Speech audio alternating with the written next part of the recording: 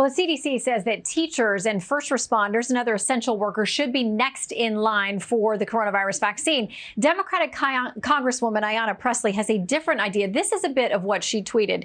COVID-19 is rampant in our prisons, jails, and detention centers. Incarcerated individuals must be prioritized once a vaccine is available. Let's bring in Democratic Congresswoman Tulsi Gabbard for her take on the vaccine distribution and why she voted no on this brand new COVID relief and government funding package. Welcome back, Congresswoman. Good to have you. Thank you, Shannon. Always good to be with you. You've made a point of saying that you don't think you should be a priority for the vaccine, although you could have access as a member of Congress. What do you make of how we're trying to figure out who comes next and this call by Congresswoman Pressley that it should go to people who are inmates who are in jails and prisons? Well, let's just first look at kind of the twisted set of priorities that the CDC has put out. It have been heartless and frankly revealing their arrogance and the decisions that they're making that basically say the lives of elderly Americans just don't count.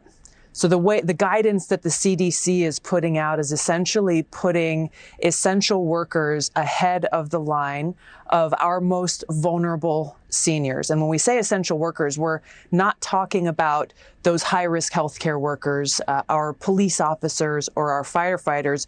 When the CDC talks about essential workers, they're talking about everyone from somebody who works at a liquor store to actors in Hollywood and many others in between, saying that these are the people who should step in front of line ahead of those most vulnerable seniors, those who we know through statistics are more likely to die from COVID than younger Americans. So it is very clear that it is our most vulnerable, our seniors, those 65 to 74 years old who are at high risk of complications, who should be getting this vaccine first. Members of Congress like myself certainly should not be getting precedence over them. And that's why I call on my colleagues. If you are healthy and under 65, stand in solidarity with our seniors. Don't get the vaccine until our seniors can. The New York Times says it's all about this choice, whether you're going to try to prevent deaths of the people who are elderly and compromised and the most vulnerable, or whether you're trying to curb the spread. They say the trade-off between the two is muddied by the fact that the definition of essential workers, as you said, used by the CDC comprises nearly 70% of the American workforce, sweeping in not only grocery store clerks and emergency responders, but tugboat operators, exterminators, and nuclear energy workers. I mean, do we know anything about how the CDC gets to these definitions and decisions?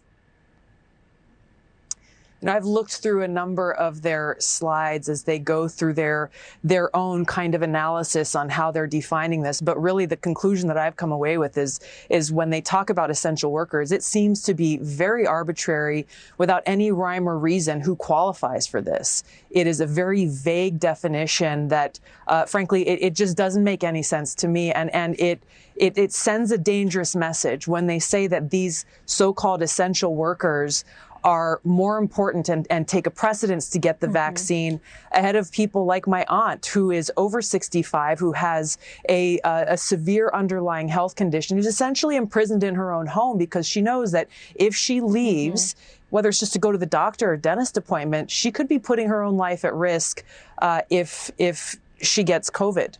And it is for this reason that we should follow science and save the lives of the most vulnerable, our elderly Americans, make sure that they have the precedence to get this vaccine ahead of younger, healthier Americans who are less likely to have that high mortality rate. And that risk. Yeah. Okay, quickly before you go, I want to ask about why you voted no. We've heard about a lot of the things that were tucked into the COVID relief and the government funding bill, the package that went together. Why was your vote no last night? It's a terrible bill, Shannon. It is an absolute disgrace. I saw President Trump's statement. I agree with it. It is a terrible bill that is an insult and the slap in the face to the American people who are struggling and suffering right now. I was thinking about all of those families who are sitting in their car waiting hours in line to pick up free food from the food bank. people who have lost their jobs, who are afraid of being evicted from their apartments because they can't afford to pay the rent. And to see this bill pass through Congress that is touted as this great COVID relief bill and say, hey, here, you get $600, while they see hundreds of billions of dollars going to, corporate special interests, military industrial complex, foreign countries. It is absolutely offensive, and Congress does need to come back in and fix this. We'll see if they can get together, the two sides. Thank you very much for your time. We're going to get cut off, but Congresswoman, good to see you. Thank you.